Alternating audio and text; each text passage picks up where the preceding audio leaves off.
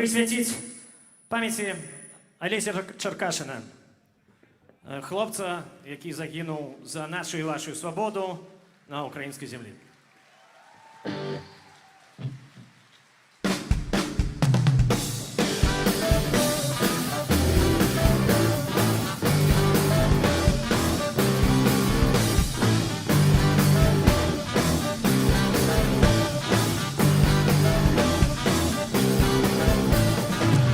Я дороги легкой не шукал, не боялся кули и штыка. Я моим был сябром и твоим, и мы все спевали разом с ним.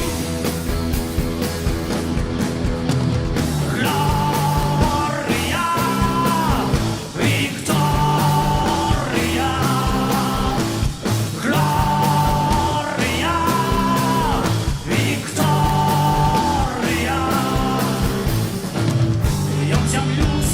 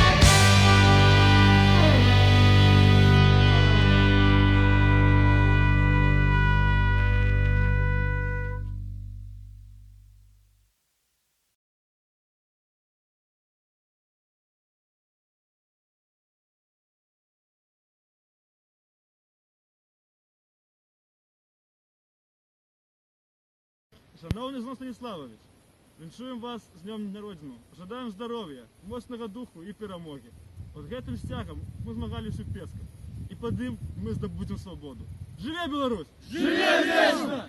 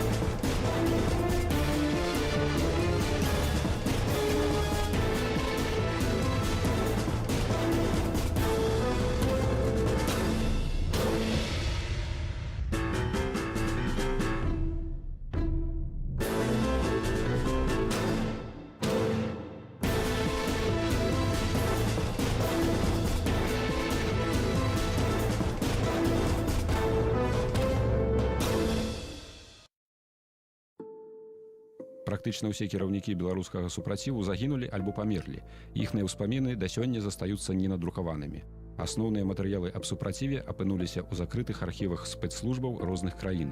Таму ў гэтым фільме мы вымушаныя абапірацца на нешматлікія публікацыі, архіўныя зборы, а таксама на прыватныя ўспаміны апошніх жывых удзельнікаў тагачасных падзей.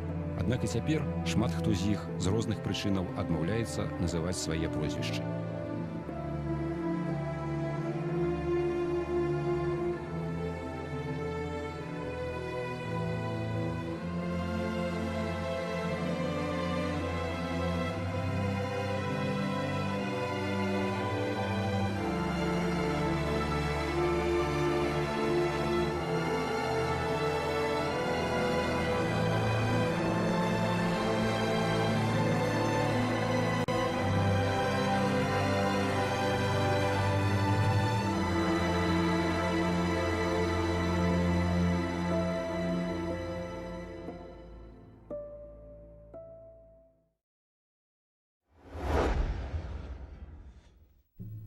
Беларускі вызвольны рух падчас і пасля Другой сусветнай вайны ёсць працягам збройнай барацьбы за незалежнасць Беларусі, якая ішла ў 1918-1925 гадах. У той час каталізатарам узнікнення масавага беларускага збройнага руху стала польска-савецкая вайна, а вынікам паўстання Беларускай Народнай Рэспублікі, акупаванай больш моцнымі на той час суседзямі. Падчас акупацыі ўсходняй Беларусі савецкай Расіяй, а заходняй Беларусі Польшчай, нямала беларусаў марылі пра аднаўленне дзяржаўнасці. Формы змагання былі рознымі. Нязменнай заставалася толькі мэта – вольная і незалежная Беларусь. Рэпрэсіі акупантаў не знішчылі вызвольнага руху. На месца палеглых прыходзіла моладзь. Яшчэ ў верасні 1939 году беларускія патрыёты і нацыяналісты і сацыялісты ўзяліся за зброю. Яны ўзнялі паўстанне на Палессі і спрабавалі стварыць заходнебеларускую рэспубліку са сталіцай у Пінску. Аднак уварванне чырвонай арміі ў заходнюю Беларусь сарвала іх пляны. Ад гэтага часу пачынаецца антысавецкае партызанскае змаганне. Да пачатку нямецка-савецкай вайны ў заходняй Беларусі дзейнічалі больш за 1000 беларускіх партызанаў. Найбольш вядомы атаман Якуб Харэўскі. Беларускі партызанскі і канспіратыўны рух існаваў і падчас нямецкай акупацыі 1941-44 гадоў.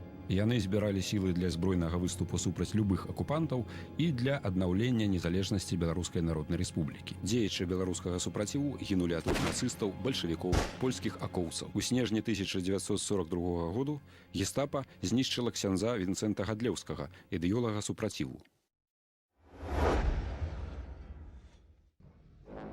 Тым часам у 43-м годзе на ўсходнім фронце наступіў пералом.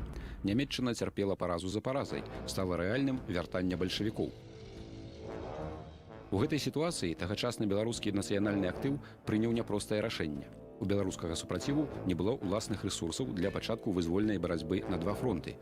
Спробы наладзіць сувязь з заходнімі саюзнікамі вынікаў не далі. Не хапала не толькі зброі, але і дасведчаных камандзіраў.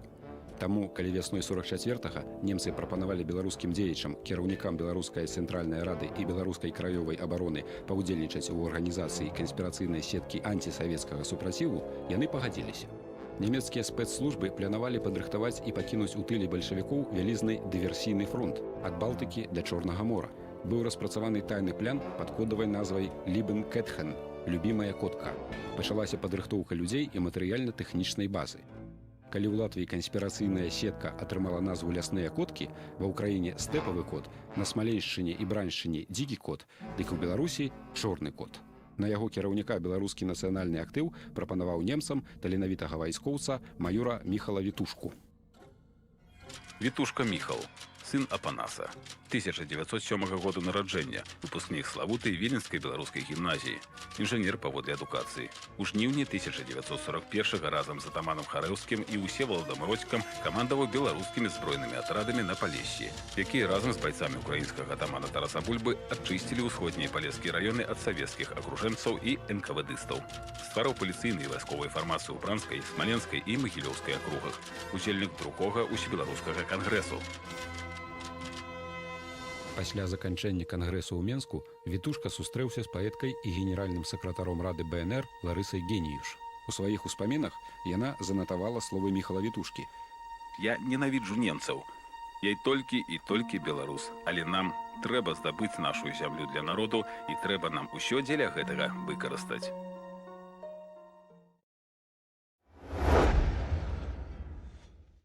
Антысавецкі супраціў на тэрыторыі Беларусі быў падзелены на тры часткі: Беларусь-Поўнач, Беларусь-Цэнтр і Беларусь-Поўдзень. Кожная з галінаў мела свайго кіраўніка. У сваю чаргу камандзіры падначальваліся галоўнаму штабу беларускага партызанскага руху, які быў размешчаны ў бункеры пад Варшавай. Усе гады партызанскага і канспірацыйнага змагання ім кіраваў Міхал Вітушка.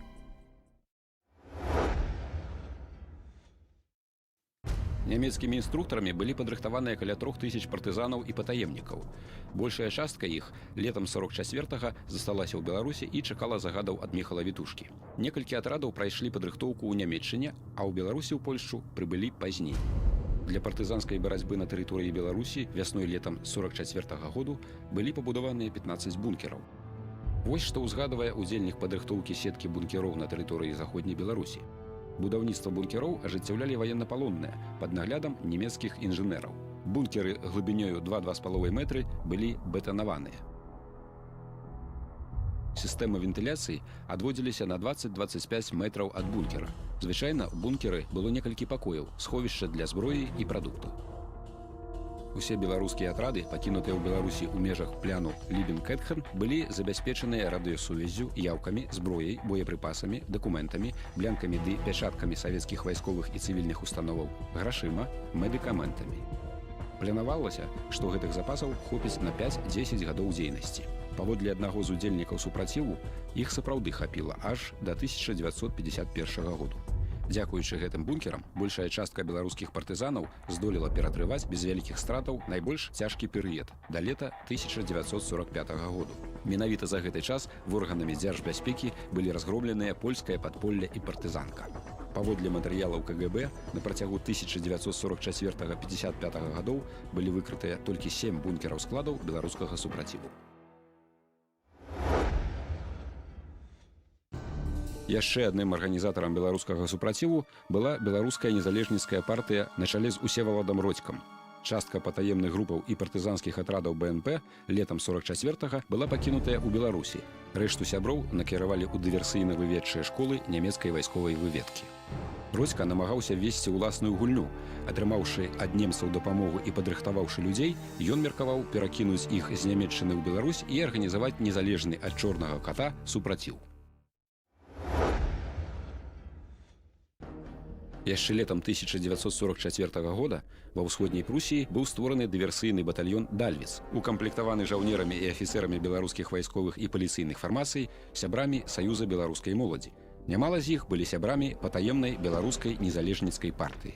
Кіраваў выведча-дыверсійнай школай у Дальвіцы майор Геруліс. Намеснікам па навучальнай частцы, а таксама палітычным кіраўніком быў капітан Родзька, а кіраўніком навучальнай часткі капітан Барыс Рагуля.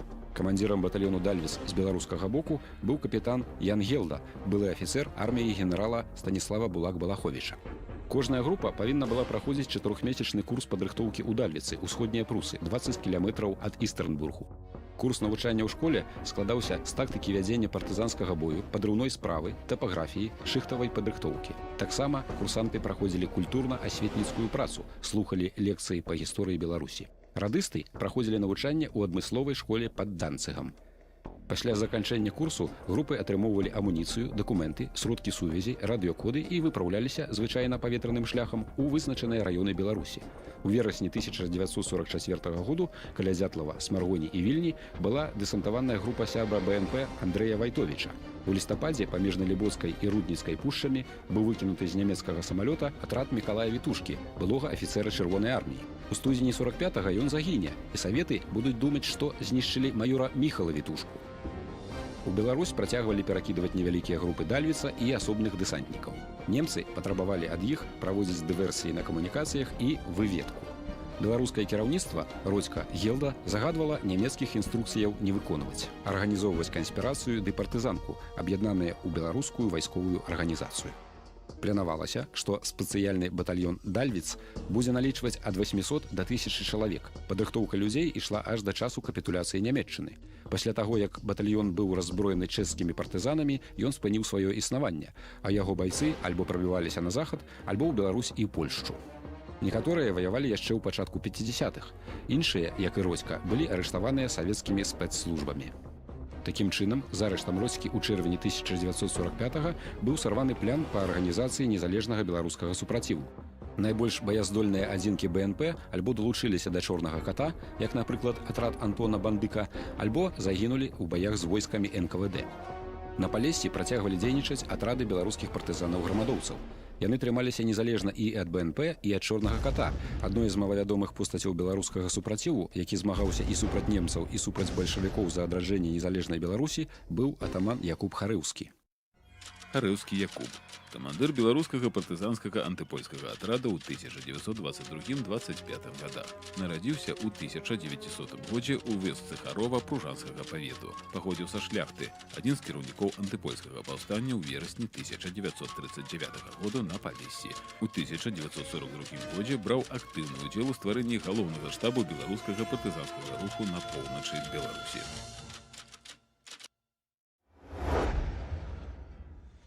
З 1943-га атрады Якуба Харэўскага ды Івана Перагуда дзейнічалі на Валыні ў ваколіцах Ратна і Любяшова.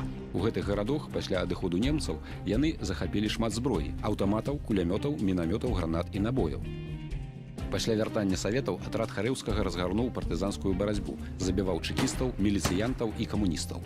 У кантакт з арганізацыяй Вітушкі атаман Харэўскі ўвайшоў толькі ў лютым 46-го году.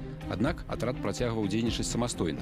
З Беларусі Харэўскі вывеў сваіх партызанаў у Польшчу. На Беласточчыне і Падляшшы атрады Івана Перагуда і Якуба Харэўскага працягвалі дзейнічаць аўтаномна. Атрады мелі заданне абараняць беларускае насельніцтва ад бандаў польскіх нацыяналістаў-крымінальнікаў і атрадаў, якія займаліся высяленнем беларусаў у ССР. Там адбываліся збройныя сутычкі з палякамі і з савецкімі вайскоўцамі з перасяленчых місіяў. Праўдападобна, атрад Харэўскага сышоў на захад у канцы 1949 альбо на пачатку 50-го году.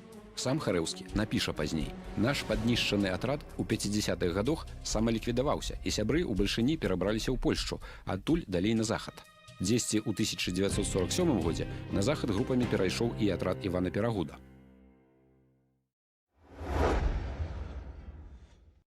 Акрамя згаданых арганізацыйных цэнтраў беларускага супраціву, па ўсёй Беларусі дзейнічаў стыхійны партызанскі рух, які ў 1944-45 гадах налічваў дзесяткі тысяч чалавек.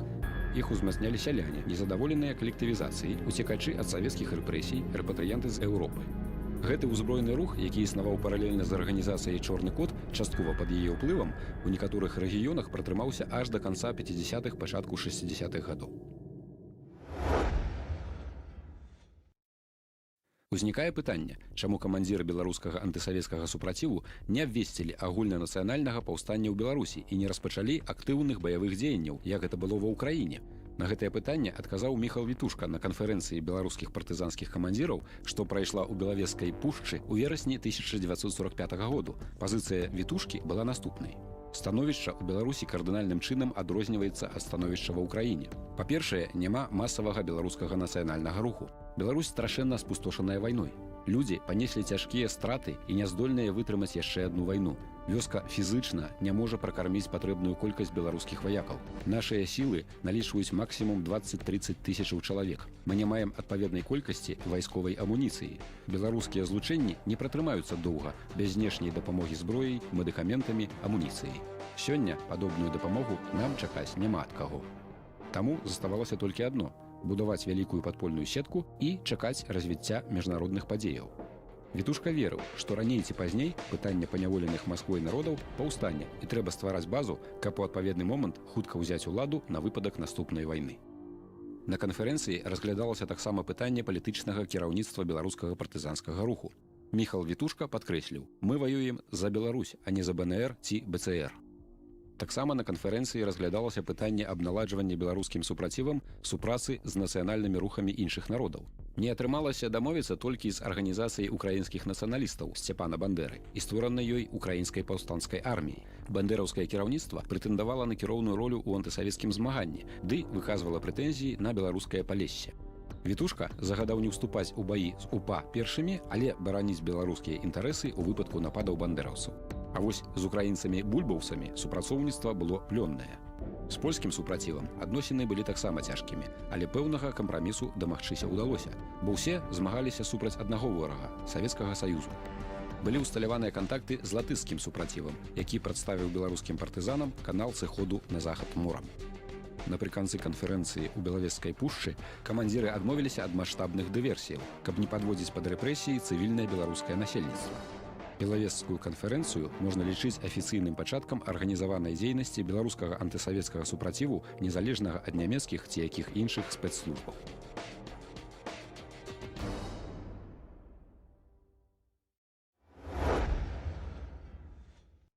Беларускі партызанскі рух не меў агульнай усталяванай назвы. Партызаны часам называлі сваю арганізацыю «Беларускае вызвольнае войска», «Беларускі вызвольны фронт», «Беларуская вызвольная армія», «Вольная Беларусь» ды іншыя, альбо прадстаўляліся проста беларускімі паўстанцамі. Беларуская эміграцыя пераважна называла аддзела Вітушкі «чорным катом».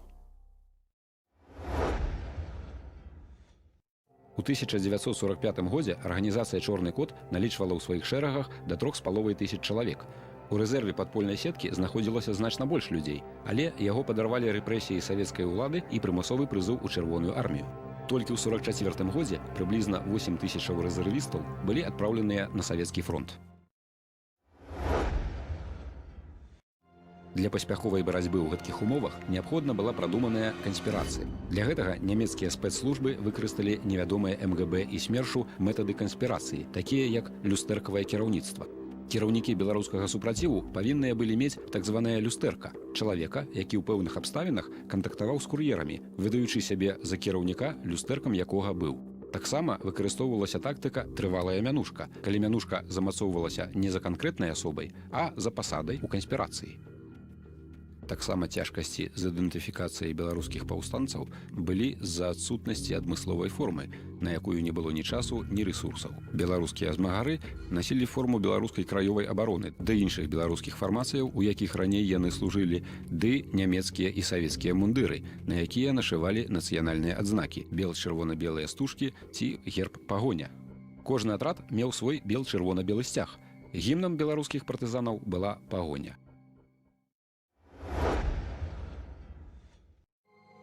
Апроч дыверсій і вайсковых дзеянняў, беларускія партызаны імкнуліся праводзіць асветніцкую дзейнасць, дзеля чаго выдаваліся газеты. Газеты друкаваліся ў тайных сховішчах на тэрыторыі Беларусі. Друкарні захопліваліся і ў савецкіх органаў улады. МГБ СССР сведчыў, за перыяд з лета 1945 па 1950 год на тэрыторыі БССР былі выяўленыя 810 розных друкаваных матэрыялаў антысавецкага характару. З іх 693 былі беларускамоўнымі, 79 на ўкраінскай мове, рэшта на расейскай. У лістападзе 1947 года група невядомых зрабіла напад на раённую друкарню горада Калінкавічы Палескай вобласці. Быў забіты баец аховы, а частка друкарскага абсталявання вывезена ў невядомым накірунку. Характэрнай асаблівасцю было тое, што нападнікі ўзялі толькі беларускія шрыфтаваныя касы. Таксама беларускімі партызанамі выдаваліся плякаты, брашуры ды ўлёткі. Але акурат плякатаў значна больш было рукапісных. Напрыклад, у 46-м годзе на Лепельшчыне пры дарогах, на дрэвах і слупах былі прымацаваныя плякаты з лёзунгамі «Далоў чырвоны фашызм», «Няхай жыве вольная радзіма», «Смерць бальшавіцкім катам».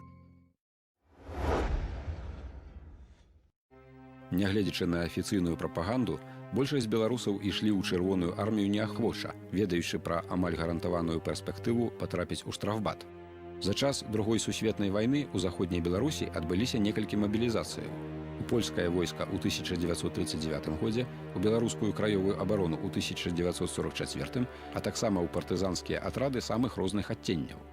Сакратару ЦК КПБ Панамарэнку паведамлялі: многие военнообязанные уклоняются от мобилизации и скрываются в лесах. Имеются случаи угроз и даже убийства руководителей сельсоветов, занимающихся вопросами отправки военнообязанных на сборные пункты. Налицо массовые случаи саботажа и вооруженного сопротивления.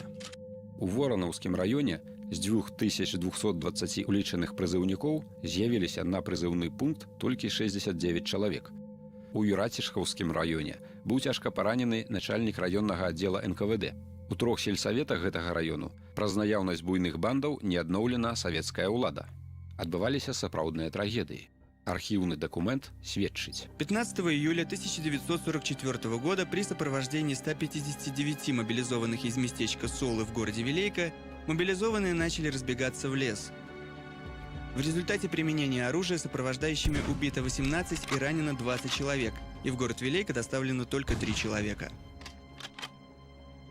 Больш за 117 тысячаў чалавек прызыўнога ўзросту не хацелі ваяваць і на пачатку 1945-га знаходзіліся на нелегальным становішчы. Гэтая маса людзей, якія хаваліся ў лясах, балотах, вёсках ды хутарох на працягу 1944-45 гадоў, адцягвала значныя сілы савецкіх карных органаў, даючы магчымасць арганізаванаму супраціву перагрупаваць свае сілы і далей дзейнічаць з большым плёнам.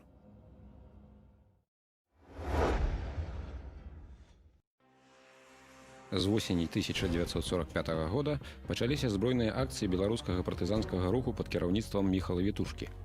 Важным накірункам яго дзейнасці было вызваленне вязняў з канцлагероў і турмаў. Падобных аперацыяў было шмат, згадаем пра некаторыя з іх. Найбольш удалай акцыяй было вызваленне палітычных вязняў пінскай турмы 1946 году. Пінскае МГБ правяло чарговую зачыстку, у выніку якой было арыштавана больш за 250 чалавек, пераважна СБМаўцаў, шараговых працаўнікоў акупацыйных устаноў ды іншых. Пасля допытаў арыштаваных на грузавых машынах павезлі ў Менск. На 38-м кіламетры трасы Пінск-Менск калёна патрапіла ў засаду, арганізаваную беларускімі партызанамі пад кіраўніцтвам Сыча. У выніку кароткага бою большая частка вязняў была вызваленая. Былі забітыя 6 афіцэраў і 73 сяржанты ды шараговыя МГБовцы. Вясной-летом 1946 году некалькі дзесяткаў беларускіх партызанаў, перапранутых у форму МГБ, здзейснілі паспяховы напад на фільтрацыйны лягер пад Магілевам, дзе ўтрымлівалася 17 беларускіх юнакоў, якія ў канцы вайны служылі ў дапаможнай службе Люфтвафе. У выніку былі вызваленыя 60 чалавек, усе, хто пажадаў пакінуць лягер. У тым жа годзе атрад бандыка пад Варшавай вызваліў беларусаў, якіх бальшавікі на цягніку везлі з Нямецчыны. Па вайне беларусы патрапілі ў ангельскую акупацыйную зону Нямецчыны, але ангельцы выдалі іх саветам. Цягнік з 350 беларусамі амаль суткі спыніўся на ўсход ад Варшавы. Польскае падполле паведаміла пра гэта сувязным беларускіх партызанаў.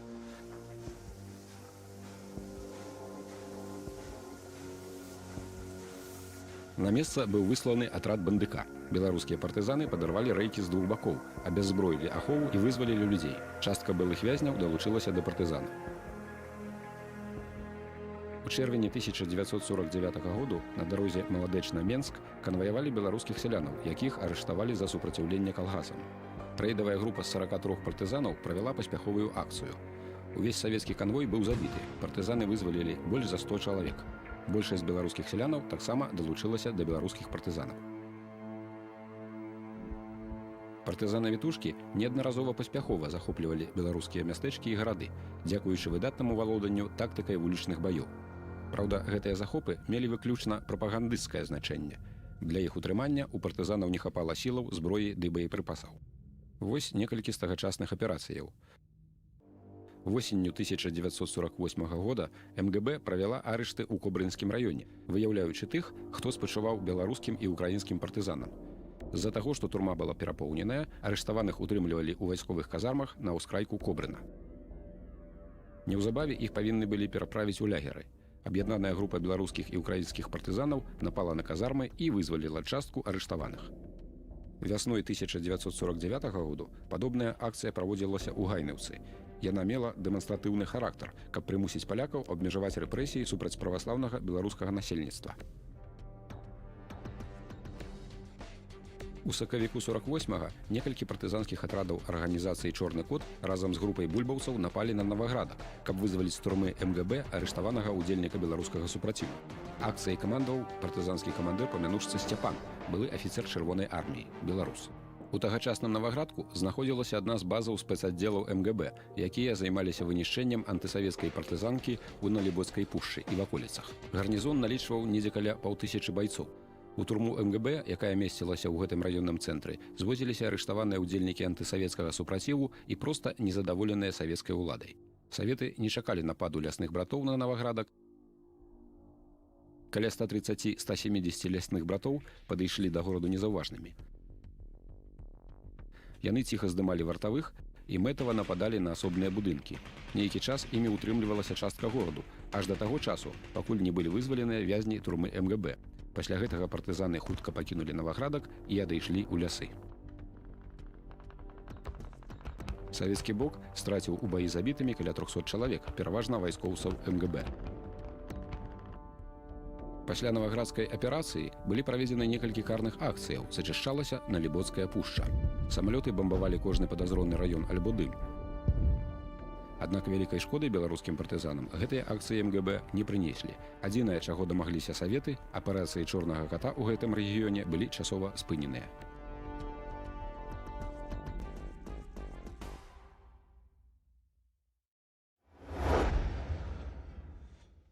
Пра тое, як адчувалі сябе жаўнеры савецкіх вайсковых гарнізонаў у пасляваеннай акупаванай Беларусі, сведчаць вытрымкі з іх лістоў дадому, датаваных ліпенем 1945 году.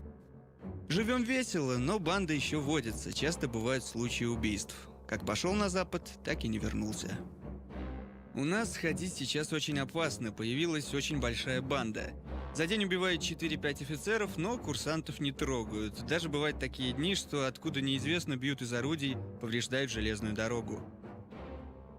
Несмотря на то, что кончилась война, молодежь гибнет сильно, так как Белоруссия была под оккупацией немцев. Там было много полицейских, а сейчас образовались целые банды. Нас ходило 170 человек, а вернулось 90, остальные погибли. Жизнь моя сейчас опасная.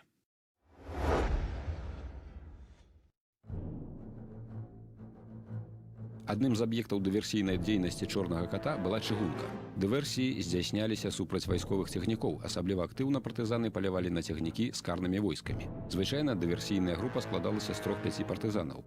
Найчасцей дыверсіі адбываліся на чыгунцы Менск, Берасце, Варшава. У чэрвені 1950 году былі высаджаныя ў паветра 5 савецкіх вайсковых цягнікоў на чыгунцы Берасце, Беласток. А ў сярэдзіне чэрвеня 50-га на той жа чыгунцы былі пашкоджаны некалькі мастоў. Аднаўленчыя працы занялі каля тыдня. У канцы красавіка 1947 года атрад США здзейсніў напад на вайсковую калёну на украінска-беларускай адміністрацыйнай мяжы.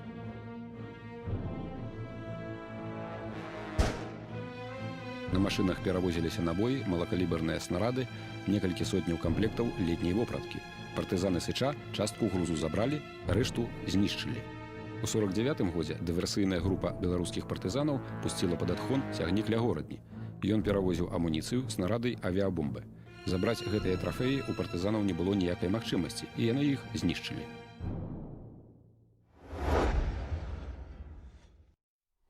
Малавядомы факт. У канцы вайны камандзірам атрада стаў першы віцэ-прэзідэнт Беларускай цэнтральнай рады Мікола Шкялёнак. Адныя крыніцы сведчаць пра яго сыход на захад, іншыя ў Беларусь. Мала хто ведаў, што Мікола Шкялёнак увайшоў у арганізацыю «Чорны кот» і мусіў вярнуцца ў Беларусь для ўзмацнення партызанскага руху Вітушкі. Пасля капітуляцыі Нямецчыны атрад Шкялёнка, Шклянога, быў накіраваны на Барысаўшчыну. Пад Гарадзеяй атрад патрапіў у засаду, арганізаваную спецаддзелам МГБ. Пасля жорсткага бою з 32 чалавек з атрада Шкялёнка выжылі толькі 7. Шкялёнак быў моцна паранены, і ад гэтага моманту лёс яго быў невядомы. Існавала некалькі версіяў. Хутчэй за ўсё, Мікола Шкялёнак памёр у турэмным шпіталі МГБ ў Менску.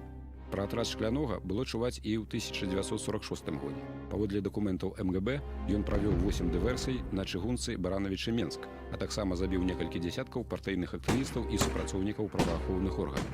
Канчаткова атрад быў ліквідаваны МГБ толькі ў студзені 1947 года.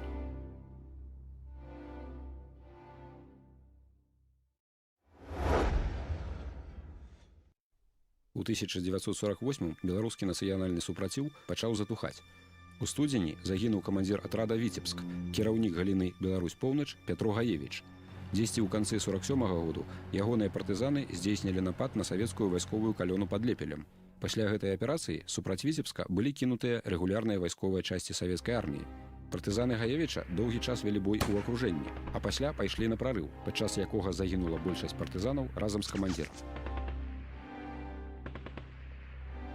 У канцы 1948 году загінула кіраўніцтва галіны «Беларусь-Поўдзень». Сувязь Сыча з галоўным штабам абарвалася ў лістападзе 48-га пасля дыверсійнай акцыі на беларуска-украінскім памежжы. Адысці ў бяспечнае месца партызаны не паспелі, і на іх след выйшла рота спецаддзела МГБ. На 47-м кіламетры ад украінска-беларускай мяжы у напрамку Роўна, на ўкраінскім баку, атрад дагналі чэкісты. Партызаны мусілі прыняць няроўны бой, заняўшы абарону ў вясковай хаце. Пасля таго, як партызаны адмовіліся здацца, чэкісты падпалілі хату, і абаронцы згарэлі жыўцом. Перад гэтым партызаны Сыча ўзнялі бел чырвона-белы і жоўта-блакітны сцягі. Невядома, ці загінуў у гэтым баі Сыч, бо нікога не ўдалося апазнаць. У канцы 1948 году быў разгромлены і атрад «Лесавікі», які меў базу на Барысаўшчыне. Ацалела толькі некалькі байцоў, якія здолелі перабрацца ў атрады «Чорнага кота» на Палессе.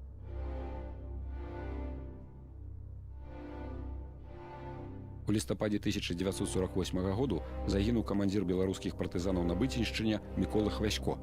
У яго партызанскую групу МГБ інфільтравала 2 агентаў, якія, скарыстаўшыся момантам, забілі Хвасько і яго памочнікаў.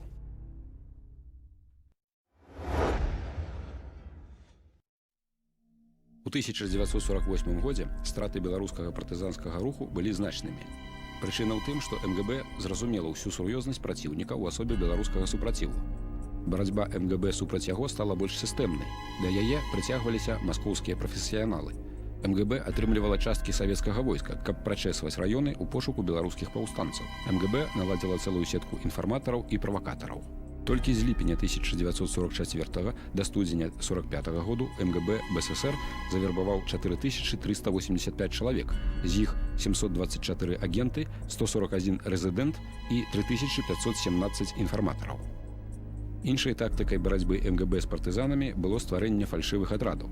МГБшнікі перапраналіся ў беларускіх паўстанцаў і нападалі на мірнае насельніцтва, каб скампраметаваць беларускіх партызанаў.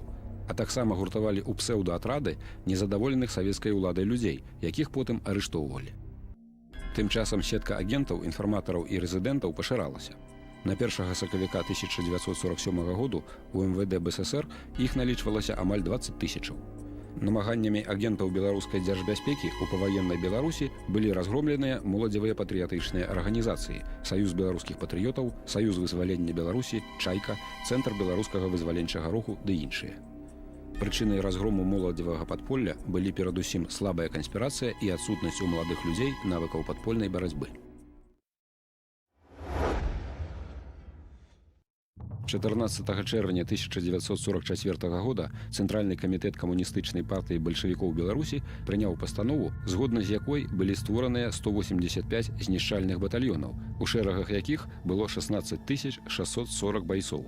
Акрамя таго, яшчэ дзейнічалі 7 000 гэтак званых групаў садзейнічання знішчальным батальёнам, у якіх было 42 730 чалавек. Для барацьбы з партызанскім рухам савецкія ўлады выкарыстоўвалі разам са знішчальнымі батальёнамі войскі НКВД і армейскія часткі. Напрыканцы 1944 году наркам унутраных справаў Лаўрэнтый Берыя накіраваў у БССР 13 палкоў НКВД агульнай колькасцю 6020 чалавек. Ужо праз 2 тыдні Берыя рапартаваў Сталіну, што ў заходніх абласцях БССР зліквідавана 288 антысавецкіх польскіх і беларускіх арганізацыяў. Арыштавана 5096 іх удзельнікаў, забіта 800 паўстанцаў. У справаздачы аб рабоце ЦК КПБ ад чэрвеня 1946 году адзначалася: бандыцкія фармаванні ў першы год пасля выгнання немцаў уяўлялі сабой буйныя, добраўзброеныя і экіпіяваныя вайсковыя адзінкі, што знаходзіліся пад камандаваннем дасведчаных канспіратараў і афіцэраў, якія аб'ядноўваліся і каардынаваліся эмісарамі замежных цэнтраў. Пры іх разгроме забітыя 3035 і арыштаваныя 17 872 бандыты і ўдзельнікі антысавецкіх арганізацый. Усяго былі ліквідаваныя 814 падпольных тэрарыстычных арганізацыяў і ўзброеных бандаў. З іх 667 польскіх, 97 беларускіх, 23 украінскіх і 27 іншых фашыстска-нацыяналістычных арганізацыяў і бандаў. Падчас ліквідацыі падпольных бандаў і арганізацыяў захоплена мінамётаў 211, супрацьтанкавых ружжаў 193, кулямётаў 3587, аўтаматаў і вінтовак 68 377, пісталетаў 2979, гранатаў і мінаў 36 078, толу 5 тонн, каля 4 мільёнаў набояў, 40 памнажальных апаратаў, 47 рацыяў. У гэтай барацьбе з нашага боку маюцца таксама значныя страты. Агульная колькасць забітых з нашага боку 924 чалавекі, у тым ліку работнікаў партыйных і савецкіх органаў і вясковага савецкага актыву 320 чалавек, жаўнераў і афіцэраў МВД і МГБ 362 чалавекі. Паводле няпоўнай статыстыкі органаў дзяржбяспекі СССР за перыяд з 1945 па 1953 год за антысавецкую дзейнасць у Беларусі арыштавана 38 178 чалавек. З іх больш за 2000 удзельнікаў беларускіх буржуазна-нацыяналістычных партыяў, групаў і арганізацыяў.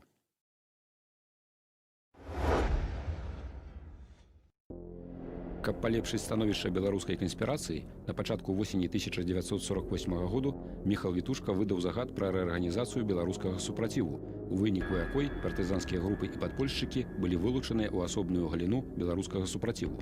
Яе кіраўніком быў прызначаны сябра галоўнага штабу Чорнага ката пад мянушкай Чачот. Ад гэтага часу ён стаў выконваць ролю буфера паміж партызанскімі сувязнымі і Вітушкам. У другую галіну вылучаныя асабліва каштоўныя агенты выведкі. Ёй кіраваў сябра галоўнага штабу Вацлаў Харжэўскі. Трэцюю галіну, агітацыйна-інфармацыйную, ачоліў Кастусь. Тым часам шэрагі беларускага супраціву пад кіраўніцтвам Міхала Вітушкі радзелі. У 1950 годзе у ім бралі ўдзел ад 250 да 300 чалавек. У 1952 годзе Вітушка пачаў маштабную аперацыю па пераводу сваіх людзей у глыбокае падполле і згортвання актыўнай партызанскай барацьбы. У 1953 годзе Вітушка вывеў з БССР у Польшчу апошнія атрады Чорнага ката. Заставаўся толькі атрад Жыхара. Аднак падпольная сетка працягвала дзейнічаць у БССР. Не спынялі дзейнасці ў Беларусі і асобныя атрады, якія не мелі сувязі з галоўным штабам беларускага партызанскага руху. Некаторыя з іх пратрымаліся да пачатку 60-х гадоў. Іх дзейнасць азначалася ў ваколіцах Бабруйска, на заходнебеларускім Палешсе, ва ўсходняй Беластотчыне. Калі Еўропу падзяліла жалезная заслона, агентаў з захаду сталі закідваць нелегальным шляхам – пешшу, морам, дэсантаваннем самалётаў. Асноўнымі заданнямі закінутых у Беларусь дэсантнікаў былі выведка і дыверсійная партызанская дзейнасць. З афіцыйных і чэкісцкіх крыніцаў вядомыя толькі два дэсанты – Яна Філістовіча ў верасні 1951 года і групы Касцюка Вострыкава ў жніўні 52-го. Пра іншыя дэсанты, якія не трапіліся ў рукі МГБ жывымі, цішыня. Паводле некаторых звестак, на працягу 1949-52 гадоў па лініі Чорнага ката ў Беларусь і Польшчу заходнімі спецслужбамі былі здзейсненыя 5 дэсантаў.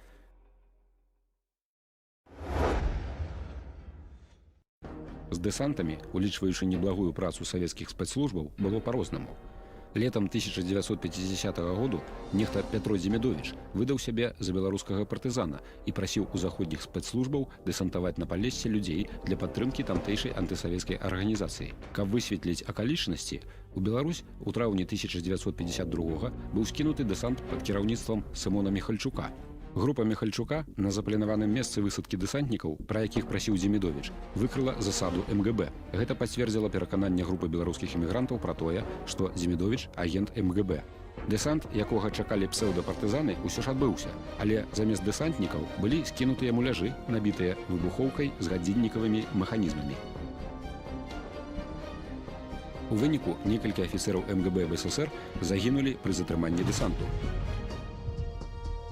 Пасля выкрыцця правакацыі МГБ Дзімідовіч быў дапытаны заходнімі спецслужбамі, а пазней з новымі дакументамі адпраўлены ў Канаду.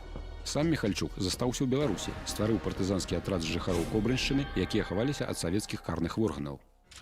Міхальчук Сымон, камандзір беларускага партызанскага атраду ў 1952-1953 годах. 1915 году нараджэння паходзіў з Берасцейшчыны. Падчас нямецкай акупацыі працаваў кіраўніком беларускага камітэта на Прушаншчыне. З 1950 году сябра вайсковай арганізацыі «Беларускі вызвольны рух». Ягоны атрад займаўся дыверсійнай дзейнасцю. Пасля нападу на вайсковую калёну на дарозе Кобрын-Баранавічы атрад Міхальчука пачало шукаць МГБ. У атрада быў шанец адысці ў Белавежскую пушчу, але яны вырашылі застацца. 28 сакавіка 1953 году на след атрада выйшла МГБ.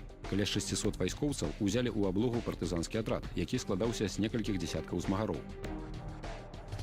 Бой ля вёскі Запруды цягнуўся 5 гадзін. Міхальчук загадаў прарываць аблогу, а параненым застацца і адцягваць на сябе сілы МГБ. Сярод параненых быў і сам Міхальчук.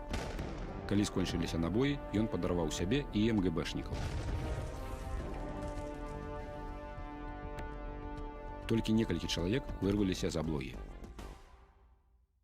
Пасля 1953 году апошняй баявой адзінкай Чорнага ката на тэрыторыі БССР быў атрад Жыхара. Жыхар Аўген нарадзіўся ў 1925 годзе ў вёсцы Новасёлкі Мядзельскага раёну. У 1944 скончыў пастаўскую настаўніцкую семінарыю. Сябра беларускай незалежніцкай партыі і саюзу беларускай моладзі. Летам 1944 году трапіў у Дальвец, дзе прайшоў поўны курс навучання. У 1945 у Нямецчыне пад сваім прозвішчам уступіў у Чырвоную армію. Пасля дэмабілізацыі вярнуўся ў Беларусь, дзе працаваў настаўнікам. Пасля спробы яго арыштаваць у 1946 годзе Жыхар уцёк у лес і стварыў партызанскі атрад на Пастаўшчыне. Першапачаткова галоўнай дзейнасцю атрада Жыхара былі тэракты супраць савецкіх установаў і іх супрацоўнікаў. Толькі ў канцы 1948 году Жыхар наладзіў сувязь з беларускімі партызанамі Міхала Вітушкі, і ягоны атрад быў выдзелены ў асобную баявую адзінку. Восенню 1954 году галоўны штаб загадаў Жыхару згортваць дзейнасць і сыходзіць на захад праз Прыбалтыку. Аднак МГБ узяло пад пільны кантроль дзеянні атраду. У гэтай сітуацыі Жыхар падзяліў атрад на 3 групы. Першая група паспяхова эвакуявалася ў Прыбалтыку, астатнія 2 загінулі, прыкрываючы адход першай і дэзарыентуючы спецатрады МГБ. Сам Жыхар у студзені 55-го загінуў у баі. Паводле некаторых сведчанняў, апазнаць яго было немагчыма. Куля патрапіла ў твар і моцна яго знявечала. Смерць Аўгена Жыхара можна лічыць заканчэннем арганізаванай партызанскай барацьбы ў Беларусі. Так лічаць удзельнікі антысавецкага супраціву. Але апошняя збройная акцыя беларускага супраціву адбылася ў 1957 годзе. Галоўны штаб падрыхтаваў замах на Мікіту Хрушчова ды іншых савецкіх дзеячоў. Акцыя мела адбыцца ў толькі што пабудаванай рэзідэнцыі ў Белавежскай пушчы ў Віскулях, куды Хрушчоў меўся прыехаць на паляванне. Аднак план па прарыву ў рэзідэнцыю з-за сур'ёзнай сістэмы аховы аб'екту быў зменены. Было вырашана замінаваць дарогу, па якой меў праязджаць картэж Хрушчова. На закладзеных партызанамі мінах падарваўся аўтамабіль з некалькімі высокімі чыноўнікамі з Масквы. Хрушчову пашанцавала.